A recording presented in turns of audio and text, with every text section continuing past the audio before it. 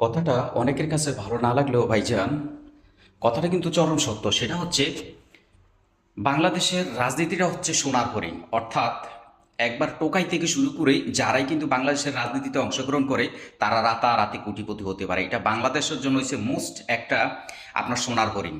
হ্যাঁ, রাতারাতি কোটিপতি হওয়ার জন্য বিনা চাকরি, বিনা ব্যবসা, বিনা পুঁজি। ঠিক আছে, এটা হচ্ছে একটা সিস্টেম। আর বাংলাদেশে যে বর্তমানে খুন রাহাজানি যত হত্যা হইতেছে তার 90% হচ্ছে পলিটিক্যাল সিস্টেমের কারণে। আর বিশেষ করে আমাদের নেতারা আমাদেরকে সবসময় হুমকি ধমকি দিতেছে যে তোমরা কেমন ভোট দিয়ে কিভাবে বাড়িতে যাবা, তোমরা কিভাবে সুস্থভাবে বাড়িতে ফিরতে পারবা তার গ্যারান্টি কি। তারা ক্ষমতায় না যেতে আমাদেরকে এত হুমকি ধমকি দিতেছে, আমাদেরকে এই সিচুয়েশন রাখতেছে। ভাইয়া এখনই আমাদের সময়, এসব নেতাদেরকে আমাদের পরিবর্তন করতে হবে। কারণ শুধু দেশের স্বার্থে এই নেতাদের স্বার্থে দিয়ে তাকে আর লাভ নেই ভাইজান। কারণ এই নেতারা আমাদের দেশটাকে চুষে চুষে এত বছর খেয়েছে। আমরা এমন নেতাদেরকে চাই যে নেতারা আমাদের দেশটাকে নিরাপদে রাখবে, আমাদের দেশটার প্রত্যেকটা মানুষকে নিরাপত্তা দেবে এবং দেশের শান্তি সমৃদ্ধি উন্নয়নের জন্য কাজ করবে। আমরা এমন নেতাদেরকে আমরা দেখতে চাই। এবং নতুন জেনারেশন, নতুন মুখ আমরা দেখতে চাই না। আমরা দেখতে চাই না আর ওই বৃদ্ধ বয়সের পুরনো পুরনো লিডারদেরকে, যাদের সেই অ্যানালগ সিস্টেমের কথাবার্তা এখনো তারা বলে যাচ্ছে, যেটা হচ্ছে হিংসাত্মক, যেটা একটা জাতিকে, একটা দেশকে আপনার কি বলতেছে, যুদ্ধ বিগ্রহে ক্ষতিগ্রস্ত দিক দিয়ে ঠেলে দেয়। আমরা এমন দেশের নেতা আর আমরা চাই না।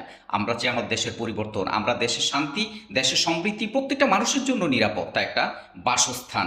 আমরা বাংলাদেশে এমন নেতাদেরকেই চাই। কথাটা অনেকের কাছে ভালো না লাগলেও ভাইজান, কথাটা কিন্তু চরম সত্য। সেটা হচ্ছে বাংলাদেশের রাজনীতিটা হচ্ছে সোনার হরিণ। অর্থাৎ একবার টোকাই থেকে শুরু করে যারাই কিন্তু বাংলাদেশের রাজনীতিতে অংশগ্রহণ করে তারা রাতারাতি কোটিপতি হতে পারে। এটা বাংলাদেশের জন্য হচ্ছে মোস্ট একটা আপনার সোনার হরিণ। হ্যাঁ, রাতারাতি কোটিপতি হওয়ার জন্য বিনা চাকরি, বিনা ব্যবসা, বিনা পুঁজি। ঠিক আছে, এটা হচ্ছে একটা সিস্টেম। আর বাংলাদেশে যে বর্তমানে খুন রাহাজানি যত হত্যা হইতেছে তার 90% হচ্ছে পলিটিক্যাল সিস্টেমের কারণে। আর বিশেষ করে আমাদের নেতারা আমাদেরকে সবসময় হুমকি ধমকি দিতেছে যে তোমরা কেমন ভোট দিয়ে কিভাবে বাড়িতে যাবা, তোমরা কিভাবে সুস্থভাবে বাড়িতে ফিরতে পারবা তার গ্যারান্টি কি।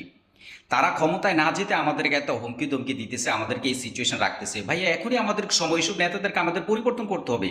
কারণ শুধু দেশের স্বার্থে এই নেতাদের স্বার্থে দিয়ে তাকে আর লাভ নেই ভাইজান। কারণ এই নেতারা আমাদের দেশটাকে চুষে চুষে এত বছর খেয়েছে।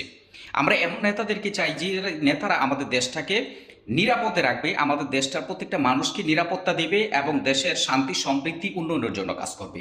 আমরা এমন নেতাদেরকে আমরা দেখতে চাই। এবং নতুন জেনারেশন, নতুন মুখ আমরা দেখতে চাই না। আমরা দেখতে চাই না আর ওই বৃদ্ধ বয়সের পুরনো পুরনো লিডারদেরকে, যাদের সেই অ্যানালগ সিস্টেমের কথাবার্তা এখনো তারা বলে যাচ্ছে, যেটা হচ্ছে হিংসাত্মক, যেটা একটা জাতিকে, একটা দেশকে আপনার কি বলতেছে, যুদ্ধ বিগ্রহে ক্ষতিগ্রস্ত দিক দিয়ে ঠেলে দেয়। আমরা এমন দেশের